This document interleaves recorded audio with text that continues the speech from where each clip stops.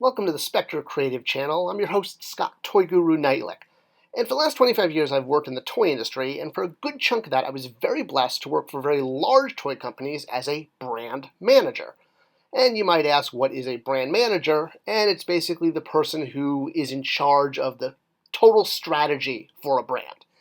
And there are different kinds of brand managers, and one of the things brand managers are encouraged to do is to be very knowledgeable about the property they're working on. It's called the IP, the intellectual property.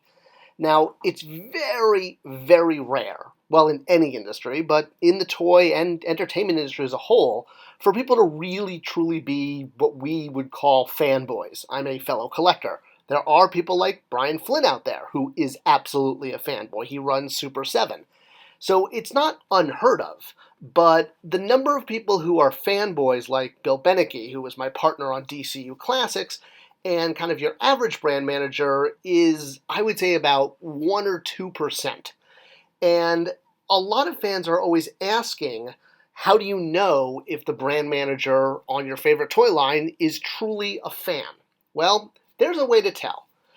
When I was in corporate America, I will say, and I've noted this on other videos, if you were really into your brand, like you read the comics, collected the toys, you were very much kind of thought of as a nerd. It was kind of like being back in high school, like, oh my god, you actually collect this stuff?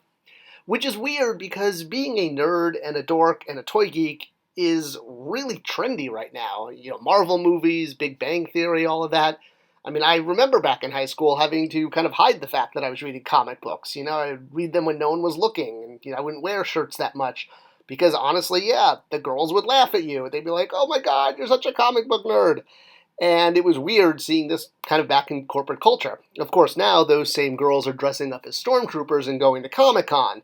So we have kind of come full circle as far as regular pop culture, but in corporate America, the number of people who are those fanboys and girls is small, and they tend to have to sort of hide their passions and, not come full out about it like, Jack did when he was collecting cookie jars. It's kind of like this. Sir. Knock on my door! Knock next time! Yes, sir. Did you see anything? No, sir. I didn't see you playing with your dolls again. Good! And it always amazed me how people who were really into the property would tend to get looked down on all year, but then along comes the retail show where you have to sell in the brand to the retailers, and suddenly we get pushed right into the spotlight and said, oh, you know about the brand, sell it into the retailer. And when it wasn't someone like that, for example, I'll never forget this moment. I was watching another brand manager showing off a Gentleman Ghost action figure. And she said to the retail buyer, you know why I really like this character in particular? Because he's a gentleman. I was just like, are you kidding me? Have you read a comic? Christ, did a cow shit in here? And it can kind of be as black and white as that. There are people who know the property and people who don't. You're very much encouraged to know your property, but there's properties that feel like, oh, I don't want to know that property because it's kind of geeky. All right, so let's get into the whole question that I asked at the beginning is, how do you know if your brand manager, meaning the brand manager overseeing the toy line you collect, I'm a toy collector too, is a fanboy? Well, there's a very easy way to know, and that is promotional images.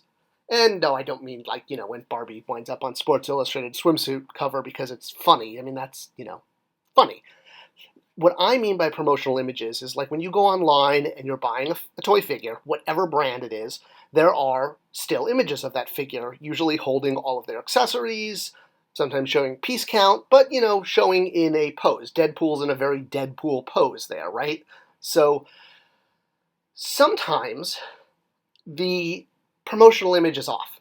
So this is a really good example. This was a Venom figure that Marvel put out a couple years ago. It had an interchangeable Eddie Brock head, a Build-A-Figure piece, and that little webbing there.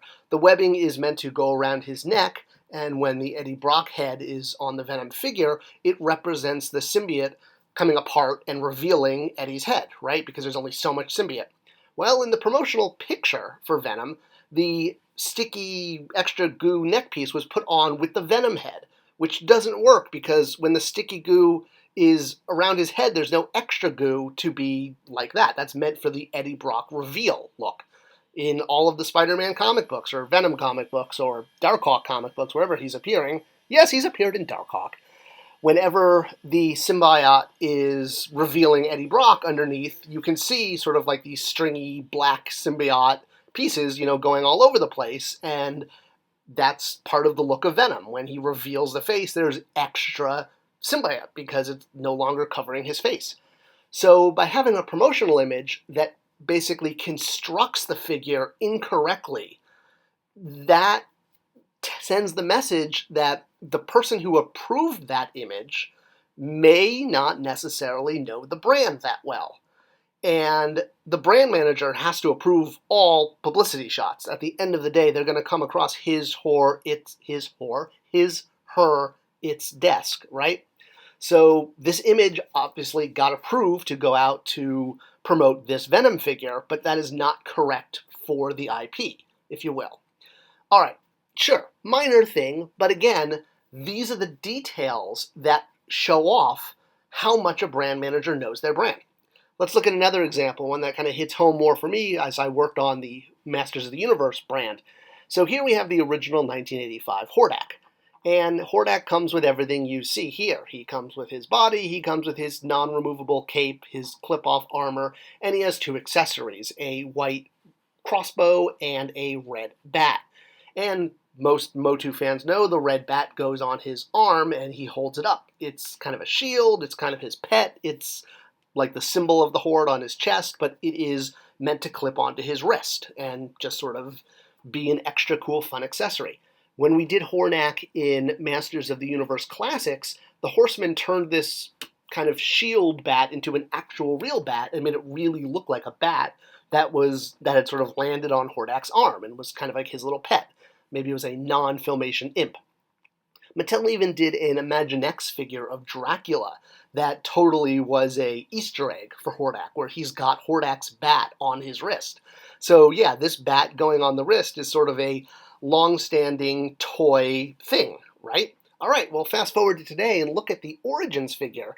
The image, the promotional image for him, shows the bat underneath the crossbow as if it's like part of the crossbow. It's like energy coming out of it.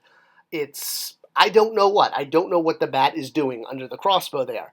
And it's not just one image. It's like multiple images. Every single image of Hordak for Masters of the Universe Origins, if like you go on Amazon or any other online seller and you look at the different figure images, every single one has his bat under the crossbow as if it's somehow part of the weapon and not something that's supposed to be posed on his other arm as a little bat creature, like a little sidekick or something. Again, maybe it's like a non-Filmation imp is sort of the way I think the Horseman looked at it for Classics. So yeah, all of these images were approved by the brand management team. And it's little details like this, but this is kind of what shows off whether or not the people running the brand really know the intricacies of the IP.